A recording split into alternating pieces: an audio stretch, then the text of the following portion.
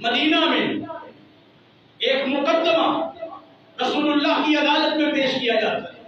کہا جاتا ہے آقا یہ خاتون اپنے گھر میں لیٹی ہوئی تھی اور رات کو کسی نے اس کا پیٹ چاک کر کے بڑے بھیانک انداز سے موت کے گھاٹ اتار دیا.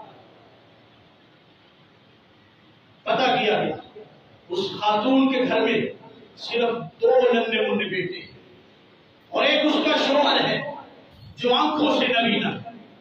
سورہ نبی داؤد والے نے لکھا ہے آنکھوں سے نبینا شوہر ہے, صحابی رسول ہے, 2 ننھے منھے بیٹے.